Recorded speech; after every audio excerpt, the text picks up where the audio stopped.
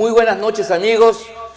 Estamos en una nueva edición de su programa Conversando con el Perú para analizar los aspectos más importantes ocurridos en la reciente semana. Este es un programa que se transmite por BHTV, nuestro canal, y se retransmite por las redes sociales de la Coordinadora Republicana, el portal Abeja, y asimismo se reproduce a través de 29 repetidoras de cable a nivel nacional. Soy Ángel Delgado y en compañía de Luciano Reboredo vamos a llevar adelante las incidencias y comentarios del presente programa. Muy buenas noches, mi querido Luciano, ¿cómo estás?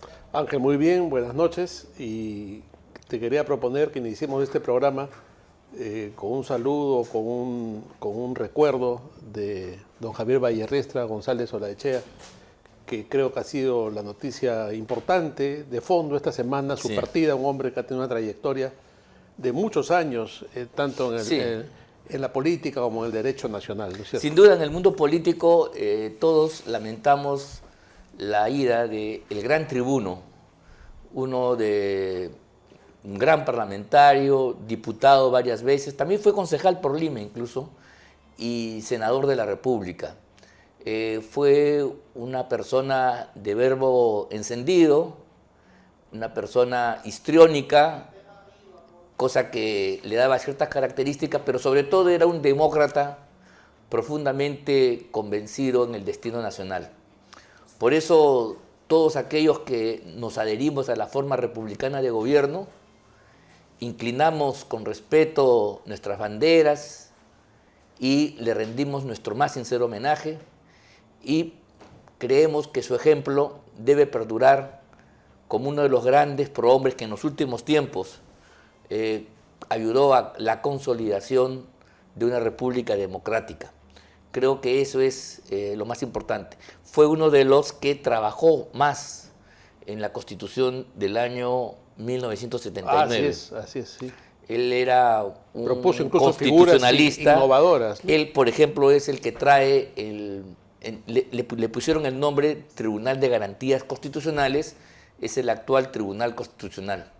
Entonces es una persona... Y el Defensor del Pueblo también. También la Defensoría del Pueblo, que eran instituciones que no estaban presentes en el constitucionalismo antes de ese año. Entonces es un personaje pues que merece todo nuestro respeto y nosotros nuevamente pues creo que le rendimos homenaje en este programa en el cual estamos iniciando la presente semana de julio. Uno de esos políticos con los cuales se podía discrepar, pero había que reconocer lo brillante de su mente. Muy inteligente. Y la gran oratoria clásica que manejaba, ¿no? Sí. Siempre muy elocuente. Bueno, volvamos pues a lo nuestro. Si Javier hubiera estado vivo, quedaría absolutamente estupefacto, por ejemplo, con una noticia que hemos visto este domingo en alguno de los canales nacionales, donde se anuncia la iniciación de una investigación penal contra la Presidenta de la República y contra el congresista Valdemar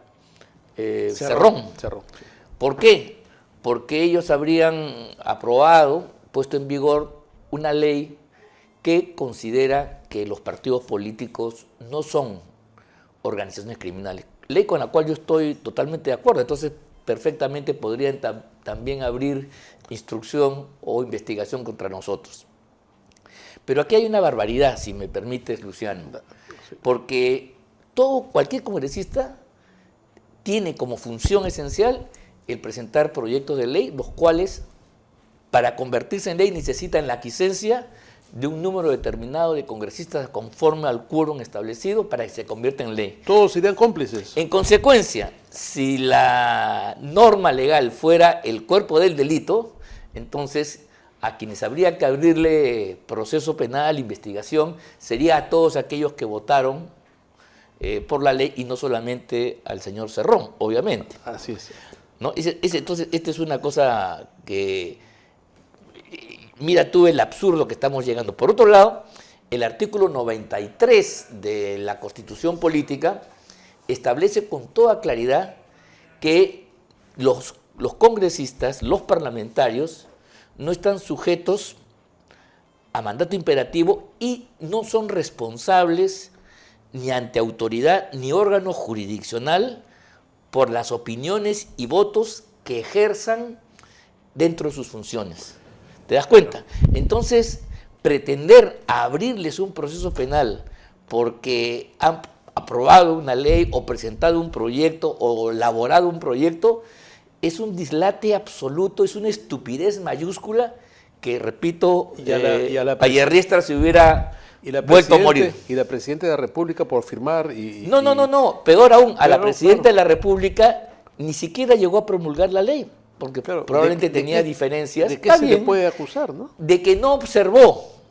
Así es. Entonces ella dejó pasar los 15 días de ley, que es su facultad. Estamos hablando de facultades políticas, observar o no observar, promulgar o no promulgar, y dejó que la ley sea promulgada por el propio presidente del Congreso.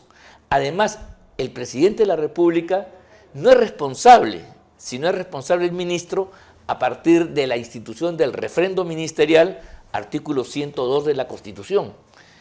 Entonces, mira tú, en un país democrático, cuando uno discrepa de una ley, busca una mayoría para derogar la ley con otra ley. Una ley deroga otra ley, claro. Correcto. O de lo contrario, se buscan los mecanismos o se va al para recurrir al Tribunal Constitucional, el cual solamente la derogará si es que hay algún elemento que choque con la Constitución. No, o sea, el tribunal no revisa la ley en sí, sino solamente en la medida que viole los derechos fundamentales y que esté colisionando con la Constitución. Son los dos caminos, pero en ningún país democrático puede permitirse que por presentar un proyecto de ley, por aprobar una ley o por no observar la ley, se abra un proceso penal.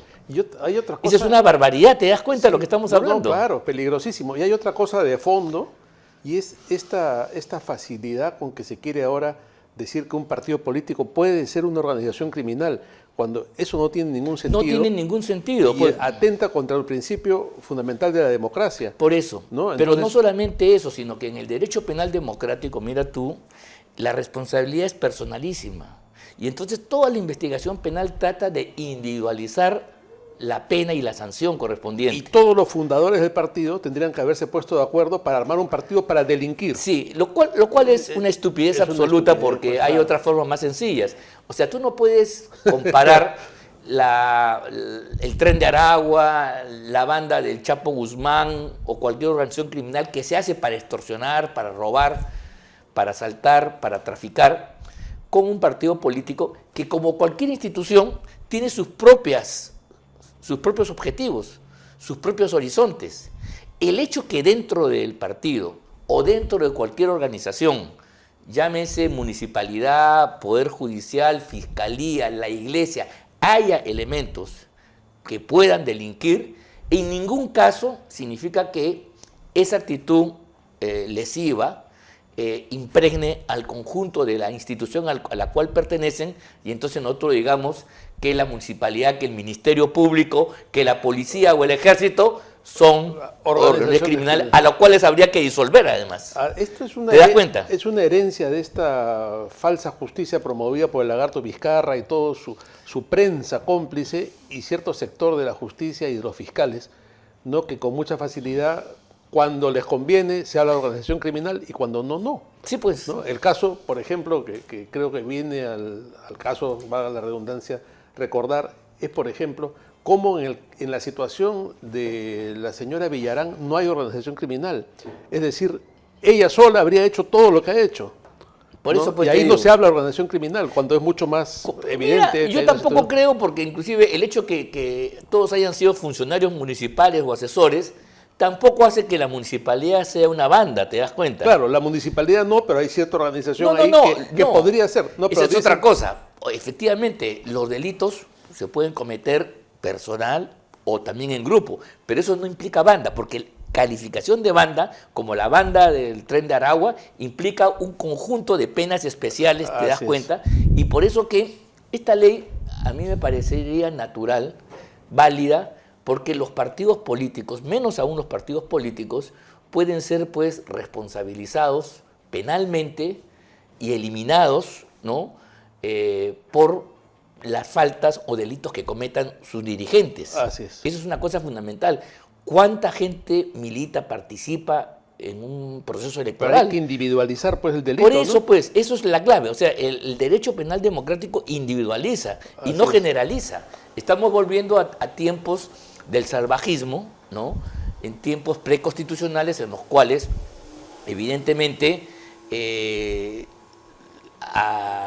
la imputación se hacía a la persona, a la familia, a la parentela, a los amigos y al pueblo. Entonces, se arrasaba el pueblo también, claro, donde había nacido la persona que se condenaba. Eso es antidemocrático, es una barbaridad, y eso es una muestra de cómo se pretende judicializar actos políticos que responden a las competencias de los órganos y autoridades del Estado. Tema del que venimos hablando hace ya pues meses. Esta es una muestra concreta y mira tú cómo un medio de comunicación lo pone como si fuera una gran noticia. A mí cuando la escuché dije qué estupidez es la que estoy escuchando y pensé justamente en Javier Vallerriestra, qué diría ante semejante barbaridad de jugar con los conceptos jurídicos y llegar a conclusiones antojaditas y perversas.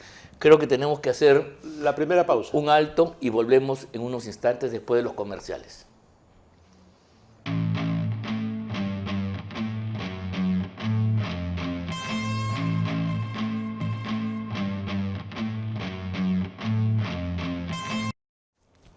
Muy bien, estamos de regreso en el programa y Ángel, ya que hemos venido hablando de un tema judicial, de una aberración jurídica, sí, y estamos inmersos, el mundo político inmerso en temas judiciales y temas jurídicos, ¿qué opinión pues podemos tener de la situación a la que está llevando el caso Cocteles José Domingo Pérez? ¿No?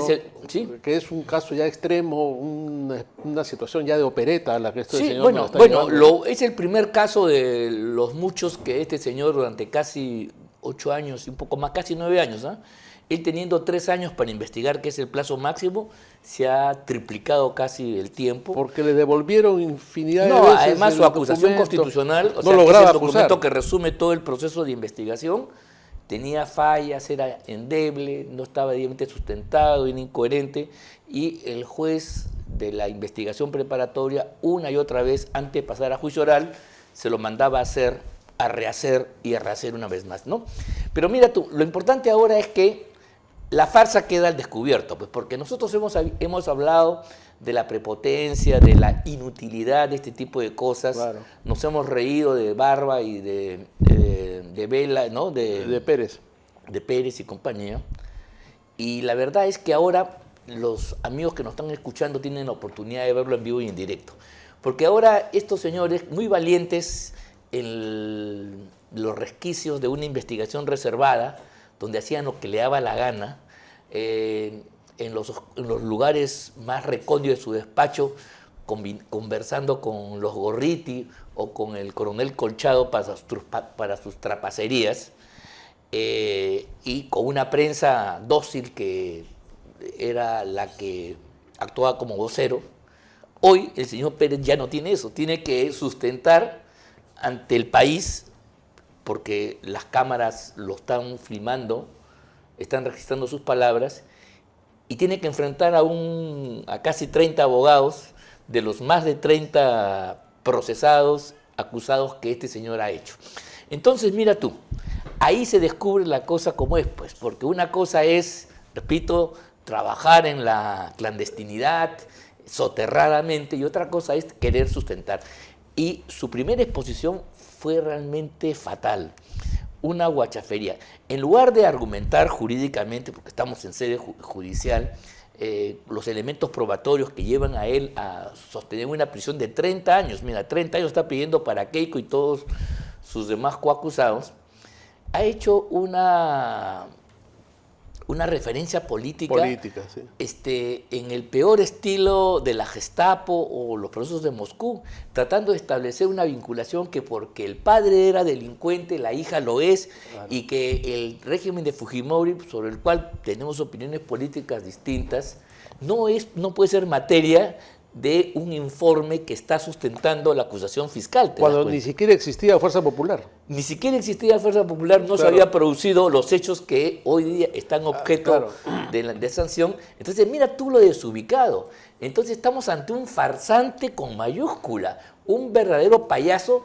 que está denigrando al Ministerio Público. Un absoluto incompetente. Y yo, la verdad, no entiendo cómo el tribunal permite este tipo de extravagancias que, repito, dejan muy mal al proceso judicial en el Perú, porque la gente que escucha eso queda pues estupefacta, asombrada ante tanta galimatías y idioteces que este señor repite, porque tiene el órgano que le permite hablar sin ningún ceso de por medio. Y cuando ya no pudo más, digo, estoy muy cansado, estoy extenuado, y pidió chepa, ¿no? Así como es. se decía en los juegos antes. Entonces vamos a estar todas las semanas durante varios años, hay unos que dicen 2 años, 3 años, hasta 4 he escuchado por ahí. Sí, 4 y 6. Porque hay alguien, 1500 testigos, en fin, es un megajuicio pues al estilo de un loco, efectivamente, un esquizofrénico, entonces en los cuales, mira tú, esto se va a ir desmoronando poco a poco, ¿no?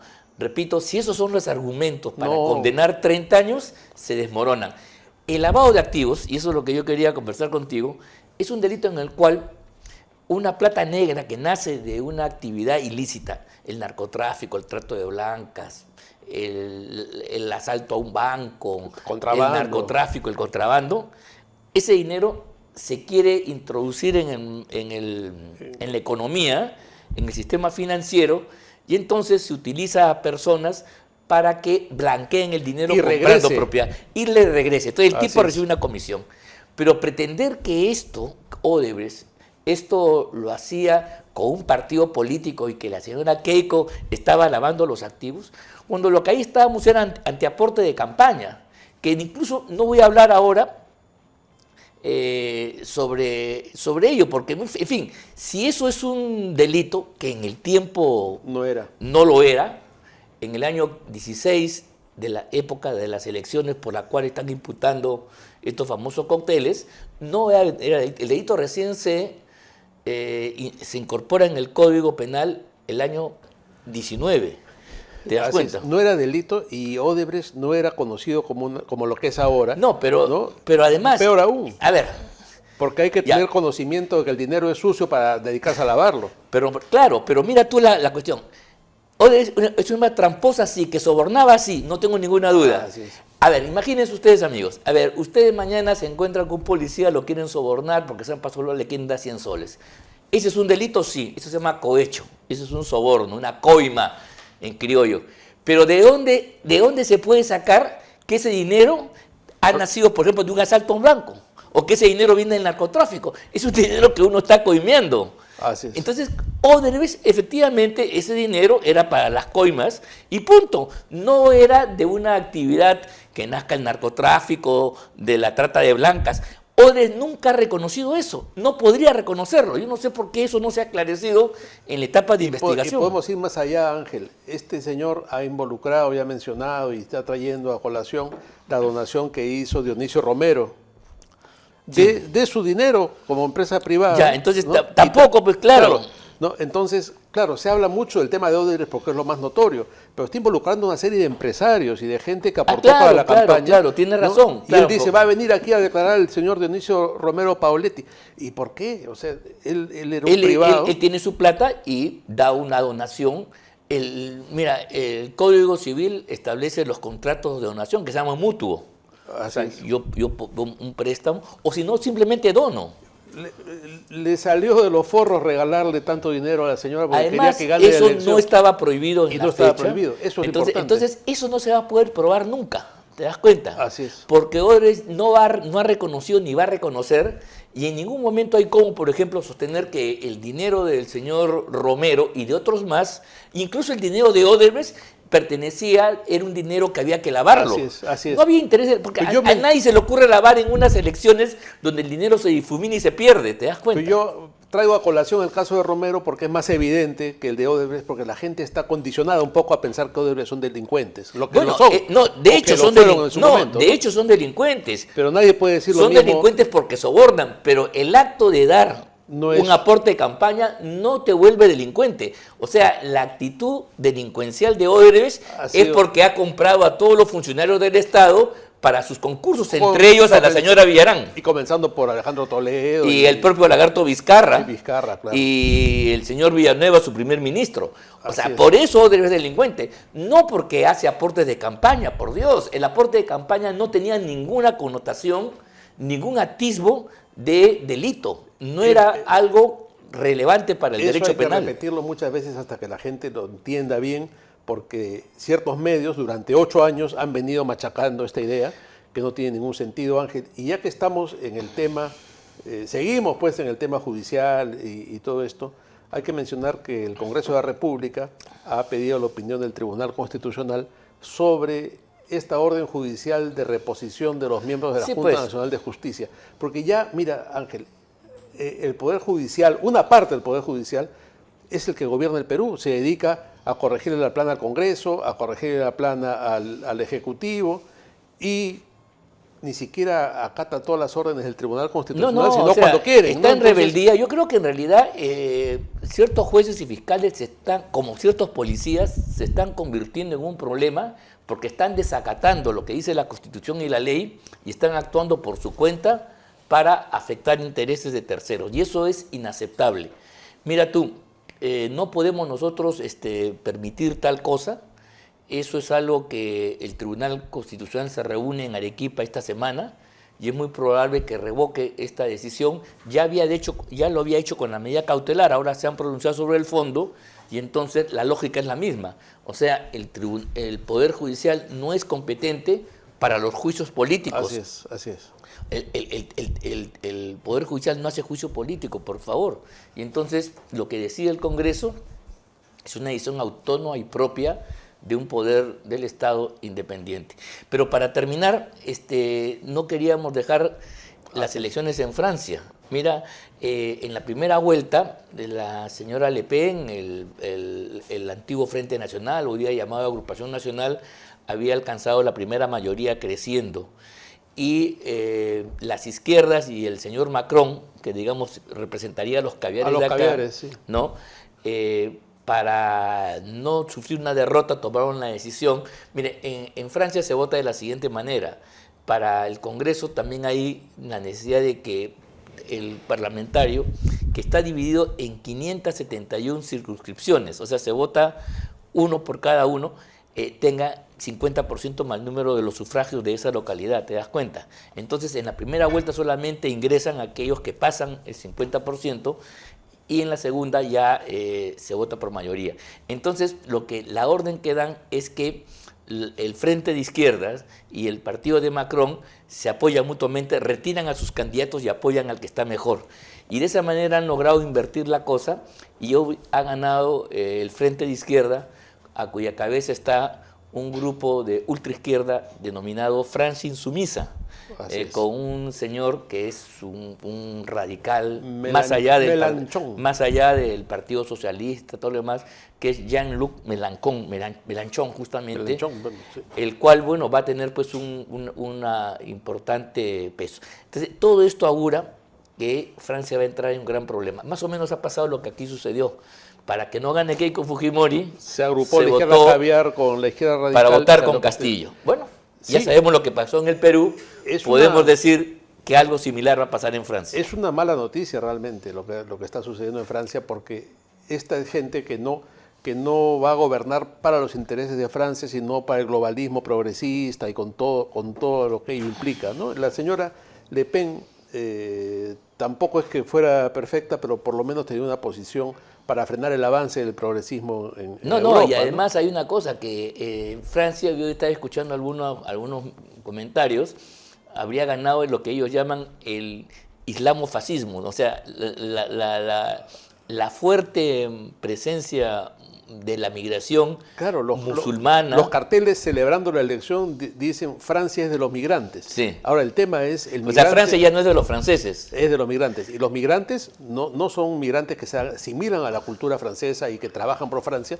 Claro, sino no son como los migrantes venezolanos que, bueno, a veces fastidian un poco los delincuentes, pero finalmente todos somos de una misma cultura, una misma religión, una misma cultura, tradición. religión, idioma. Pero esta migración que está entrando de Europa es enemiga de Occidente. Sí. ¿No? Entonces están sembrando las semillas de su propia destrucción, aliados las izquierdas y los progresistas con los que odian a Francia. Es una cosa increíble. Sí, pues, y Francia, eso de que Francia es de los migrantes y no de los franceses, es algo que le va a pasar una gran factura a este gran país, cuna de libertades. Pero en fin, así están las cosas y creo que ya tenemos que ir a la pausa. Ir a la pausa y volvemos en unos instantes con nuestro invitado especial.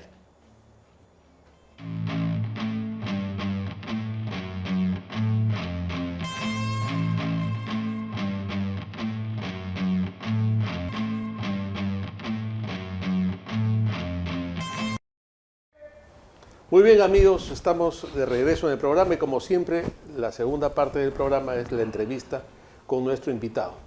Hoy día nos acompaña el abogado y político peruano Gustavo Pacheco Villar, parlamentario andino, a quien damos la bienvenida al programa. Gustavo, ¿cómo estás? Buenas noches. ¿Cómo estás, Gustavo? Un honor, un gusto tenerte aquí en nuestro programa, conversando con el Perú. Es para mí un honor. Buenas noches a toda la audiencia. Estoy con dos de los hombres más inteligentes del Perú. No, por favor. Muchas gracias. Bueno, arranca sí, tú. Una pregunta básica pero importante para iniciar este diálogo. Mucha gente no sabe qué es el Parlamento Andino, a qué se dedica, cuáles son sus objetivos y qué hace una representación peruana en el Parlamento Andino, porque al momento de votar se vota, pero después esta labor es paralela al Parlamento de la República y muchas veces es silenciosa, ¿no? Yo creo que mucha gente quisiera saber qué es lo que hace el Parlamento Andino. A ver. En el proceso de construcción de la reintegración andina, hay que recordar dos hechos, uno interno y otro externo. El interno es la recomposición de la unidad andina desde Caral, Chavín de Huántar, Tiahuanaco, Tahuantinsuyo, Virreinato del Perú y ahora las repúblicas, porque recién hace 200 años nos hemos separado en países. Sí. Antes éramos una sola nación. Sí. Y entonces Bolívar, hace 200 años, hace muy poco tiempo, nos ha separado. Ahí estamos Perú, Chile, Bolivia, Colombia y Ecuador. Somos 140 millones de habitantes en el espacio geográfico donde se encontraba el Tahuantinsuyo. Ah, caramba. Somos eso. O sea, Es no una regeneración del Tahuantinsuyo. No es una improvisación. Entonces los arquitectos del Acuerdo de Cartagena, en 1969, Venezuela incluida, lo que hicieron es reinventar el Tahuantinsuyo. Entonces, ¿a quién le interesa más de los países andinos el Tahuantinsuyo? A Perú, porque Perú es la sede de la CAN. Porque éramos el centro, pues. Y seguimos siendo el centro, porque en esta arquitectura supranacional, lo que se ha hecho es replicar los tres poderes del Estado. El poder legislativo se encuentra en Bogotá, Colombia, se llama Parlamento Andino. Este es el Parlamento Andino. Y entonces en este Parlamento Andino el poder legislativo está en Colombia. El poder judicial se llama Tribunal Andino de Justicia y está en Quito, Ecuador. El poder ejecutivo está en Lima, Perú. Se llama CAN, Comunidad Andina de Naciones.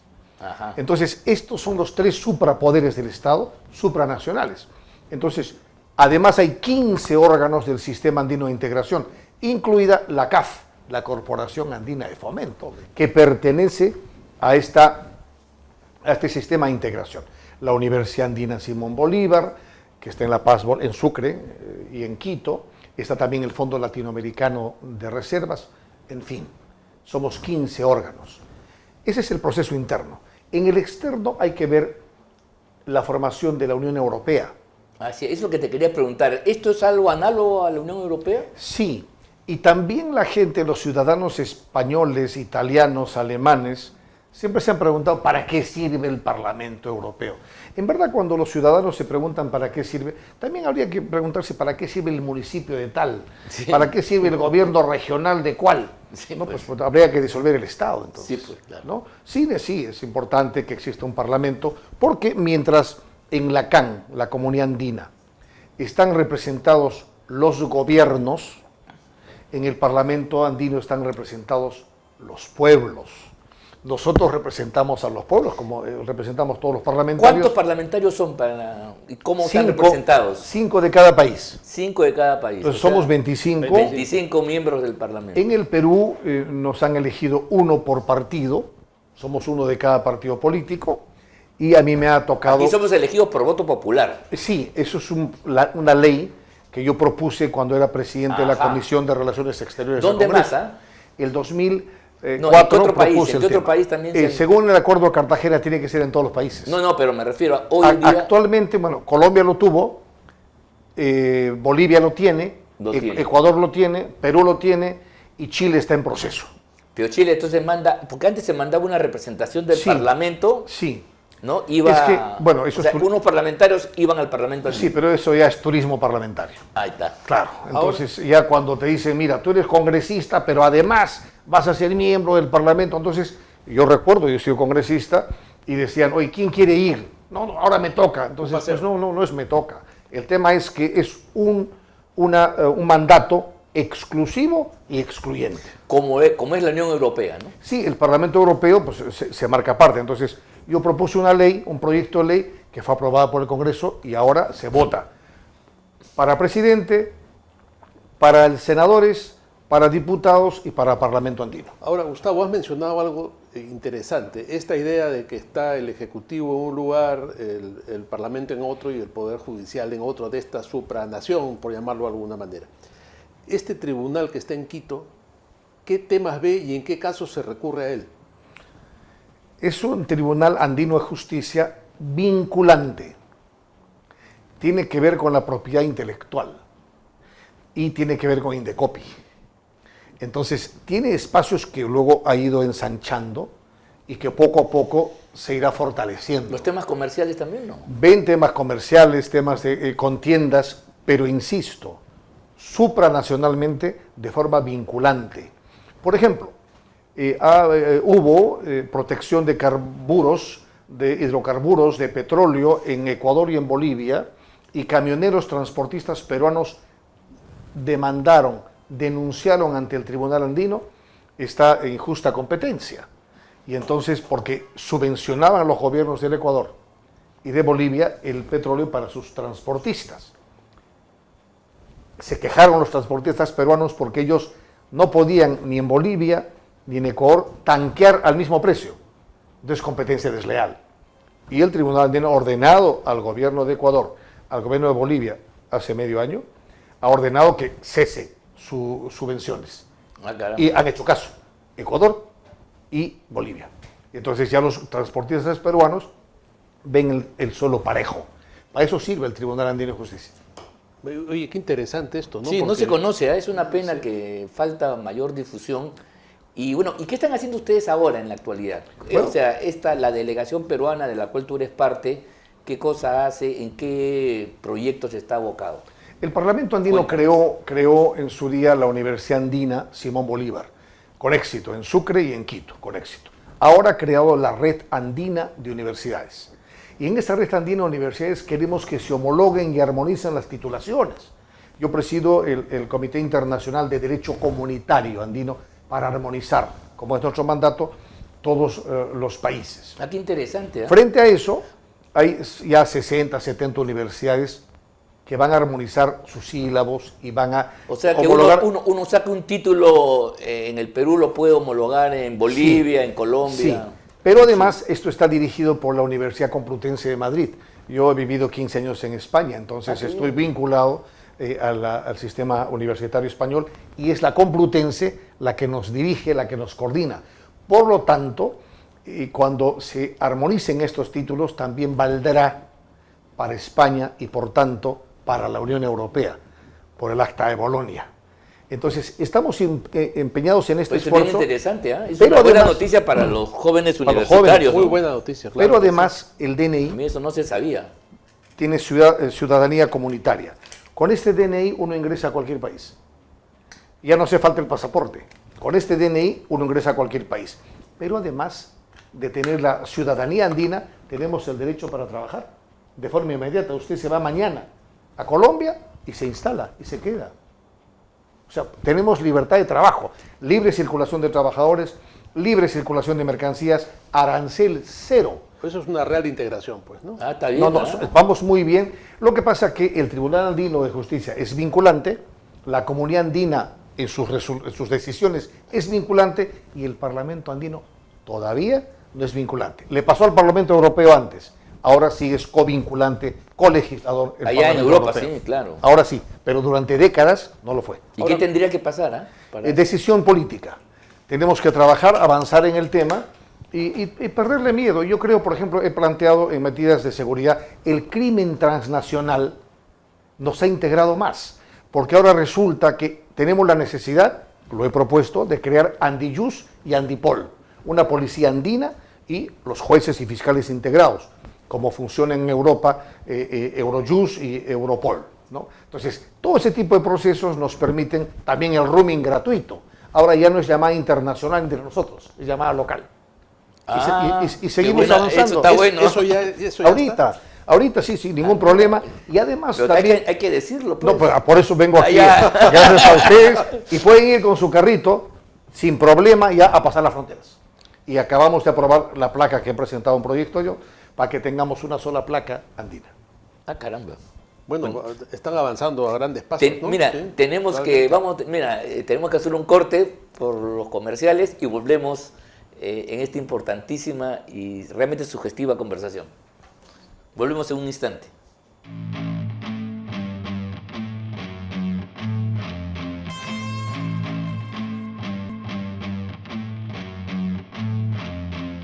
No hay relaciones diplomáticas con Taipei. Muy bien, amigos, estamos de Yo regreso. sobre eso les voy a contar la historia también. Y con Ulloa. En esta interesantísima charla con Gustavo Pacheco, que nos ha abierto todo un abanico de temas y de avances en el tema de integración a través del Parlamento andino, que yo creo que todos deben haber recibido con mucho interés. Y también queríamos conversar, Gustavo, tú eres un especialista en temas geopolíticos, ¿no? El mundo está convulsionado, hay elecciones en muchas partes de acá a fin de año, incluyendo los Estados Unidos. Sí. La presidenta del Perú acaba de estar en China, sosteniendo esta política de una sola China. Y bueno, y hay otros temas más de tu interés, sin duda. ¿Cómo ves este panorama geopolítico? El mundo es interesante y cambiante. No soy de los que cree en que la violencia ha terminado. Soy un amante de la paz y en el Parlamento andino hemos declarado que América Latina es un continente de paz. Acabamos de venir de Cochabamba, donde hemos tenido la cuarta cumbre de la integración con el Parlamento latinoamericano, Parlamento centroamericano, Sur, el Mercosur, Parlamento andino, Parlamento amazónico y el Parlamento indígena. La cuarta cumbre de integración de la integración. Y nos hemos declarado un continente de paz. Sin embargo, las guerras existen. Hoy en día estamos frente al conflicto de Rusia-Ucrania. En Europa. En Europa. Ajá. Y no solamente eso, sino que además hay quienes están apoyando a uno y a otro. Entonces ellos son los actores, pero hay también intelectuales, hay financistas. Sí, claro. Y en ese camino hay que recordar que en el canal de Suez, en el Mar Rojo, ahí están los hutíes que están respaldando a los palestinos que están enfrentados en Gaza con Israel y que sufren, los hutíes atacan embarcaciones canadienses, inglesas y norteamericanas y ellos también abren fuego. Entonces están en este momento esos países involucrados. involucrados. Sur de la península arábiga, ¿no? Más Siria. Sí, Siria. Claro. Más Irán, que han disparado. Más Israel. O sea, tenemos más de 15 países, sin contar la Unión Europea, que está apoyando a Ucrania. Claro, está en guerra la Unión Europea. O sea, entonces la pregunta es, ¿estamos en la Tercera Guerra Mundial o no estamos? Esto es lo que hay que preguntarse. Y esas complicaciones nos permiten hablar, por ejemplo, del grupo de Shanghái, que es un grupo de seguridad parecido a la OTAN, en su día parecido al del Pacto de Varsovia, donde están China, Rusia, India, Pakistán, Kazajistán, Bielorrusia, Irán. Azerbaiyán, Irán. Claro. Estos países, suman hasta 11, se han reunido hace 5 días en Kazajistán.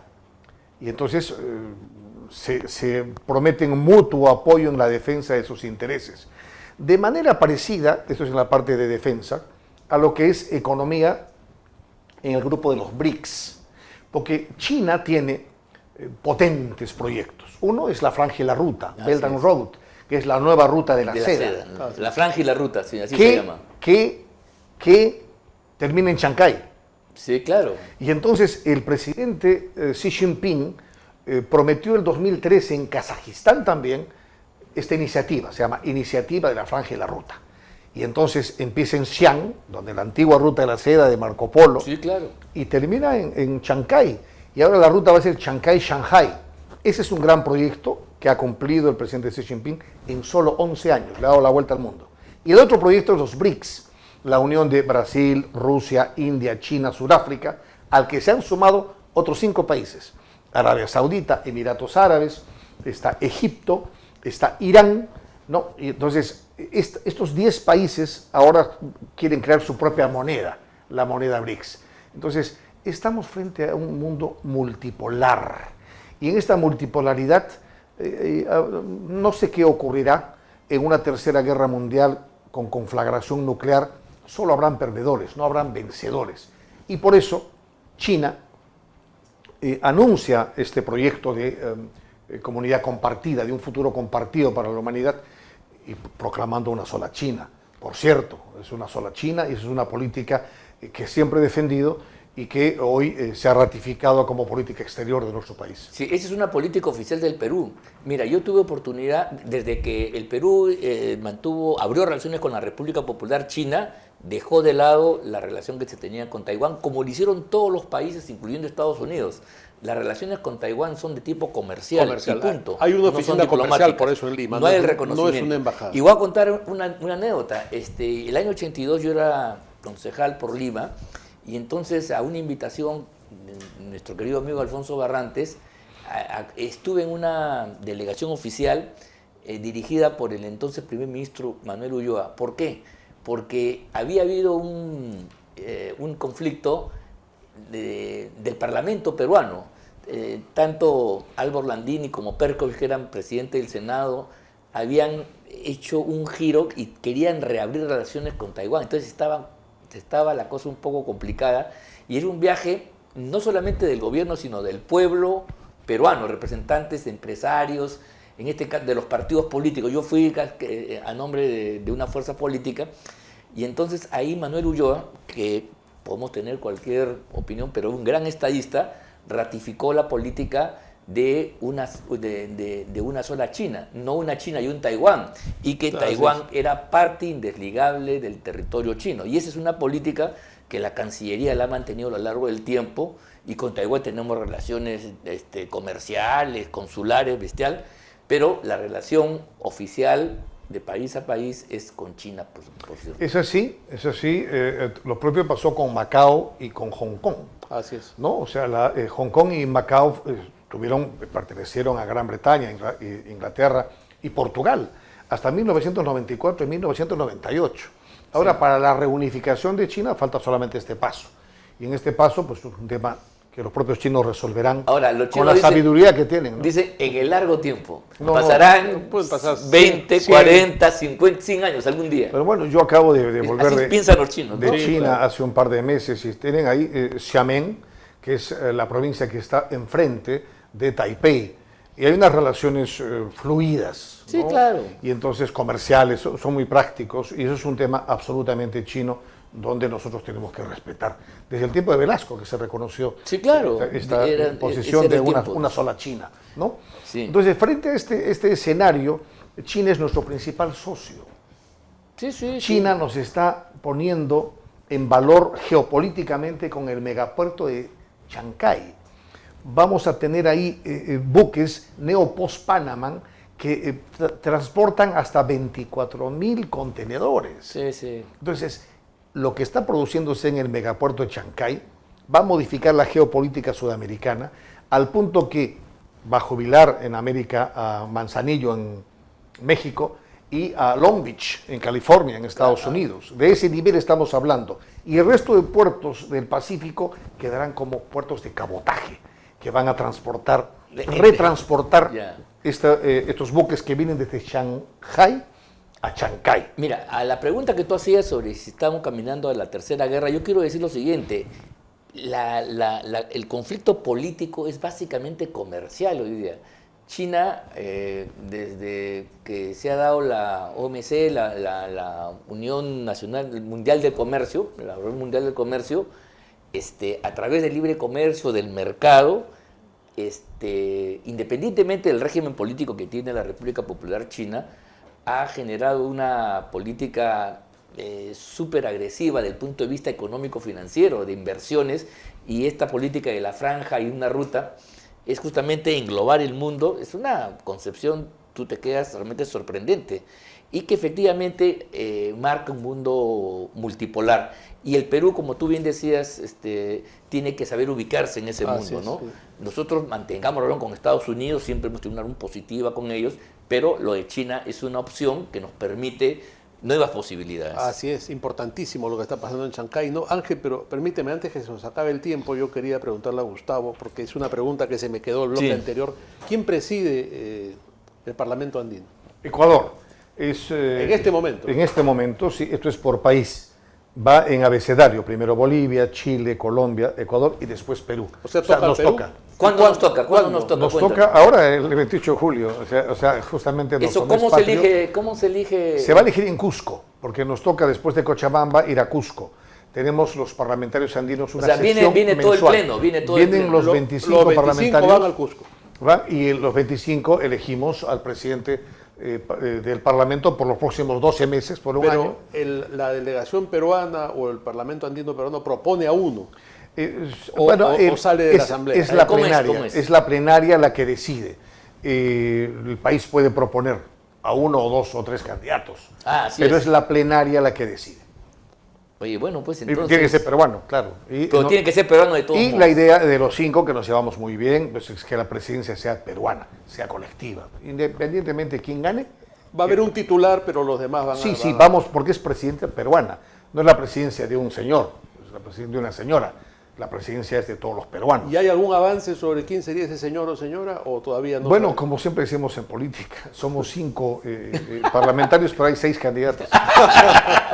¿Y qué cosas habría que hacer? A ver, ¿qué cosa está pendiente para fortalecer la integración andina? Dos temas fundamentales. Moneda común. Ah, caramba, como el euro. Moneda común, sí. ¿Ya le ha puesto nombre o no? Bueno, el sol es el más fuerte, la moneda más fuerte de los Andes. ¿Así? Pero el dólar es el que circula en todos los países. Entonces, Ecuador ya tiene moneda oficial.